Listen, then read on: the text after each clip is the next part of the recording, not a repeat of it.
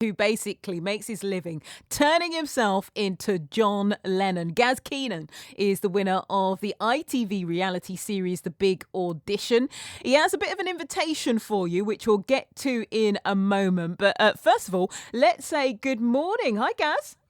Good morning, how are you? I am very, very well. So my question this morning is, what happens to our tribute acts at this time, during as we all emerge from the COVID pandemic? What's it been like for you over the last few weeks? Well, yeah, it's been pretty strange, to be fair. Obviously the start of the lockdown saw all the gigs being cancelled. So it's been a difficult time. Yeah, everything was sort of ground to a halt. And Yeah. you have had so much spotlight on yourself recently. Tell us a bit more, for people who didn't catch it, about The Big Audition. So the Big Audition, that was quite an experience. I did that a couple of years ago, and it was to land the slot as John Lennon in a top tribute band.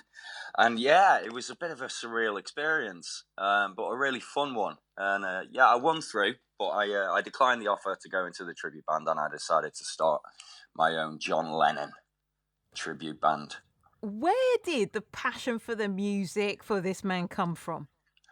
I've always loved John Lennon and the Beatles, but especially John. I've always sort of found him a really interesting character, quite sort of very funny, great songwriter, and a bit of a mean streak, which is always quite cool.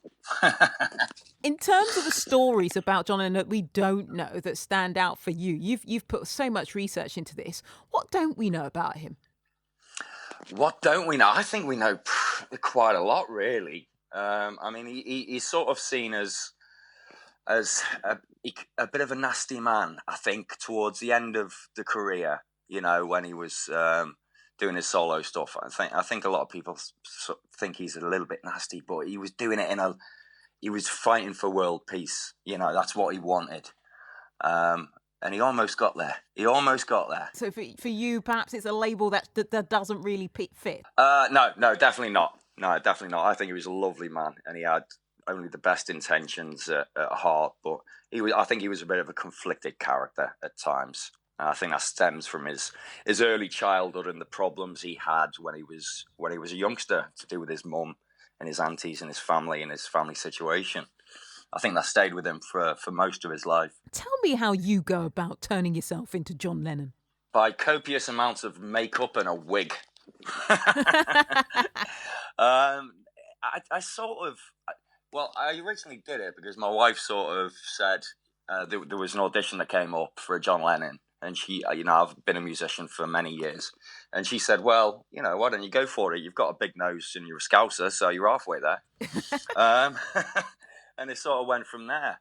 And I've just sort of grown into the role, really, by watching extensive interviews with him and studying his performances and his mannerisms and how he acts. So I've just tried to, just constantly work on it and reevaluate as I go. In terms of mannerisms, what's the one thing, if we're there at home, we're going, right, I'm going to channel my own John Lennon, right? What's the one thing you've got to do? I think you got to be a bit daft at times. So, he tended to have a little bit of a funny dance about him. And his facial expressions were very comical. Probably these days they would be seen as a little bit politically incorrect. So you've got to toe the line a little bit these days. But back then his comical facial mannerisms were quite prevalent. Listen, we can experience all of this because you've decided, despite the gigs being cancelled, to stream a concert. It's free, but you are asking for donations. When's it all happening? So this is all happening a week today. So on the 6th of June at 7 p.m. and we're streaming it from Level 3, a great venue in my hometown of Swindon. And yeah, it is free, but obviously with this, I think this is a UK first for actually having a live band be streamed from a venue. So we are asking, for donations for the venues, because they're the people that are really struggling at the moment. Are these venues that have got a lot of overhead costs, and they've got no business. So that's what that's what we're really trying to do here. What I think you're absolutely right, and I always think about venues like the Purple Turtle Curve in here in Hexagon here in our area, and think, Yeah. how are they kind of turning over? But I guess it's going to be weird for you performing without a roar of a crowd or any kind of feedback that's audible where you are. Yeah, I mean, being John Lennon, I mean, we do a 2-hour show, and there's a lot of banter that goes on. The show starts off quite serious, but as it progresses through the Beatles years and into the early Beatles years, build up the banter throughout the show. So by the end of it, me and the audience and the rest of the band, we're all having a good laugh, which is, important. And we're not going to have that dynamic next Saturday. So it is going to be strange for all of us, but, we're going to try and still put a little bit of comedy in there so that at least we can have a laugh and hopefully give people at home a laugh as well as a chance to listen to some live music.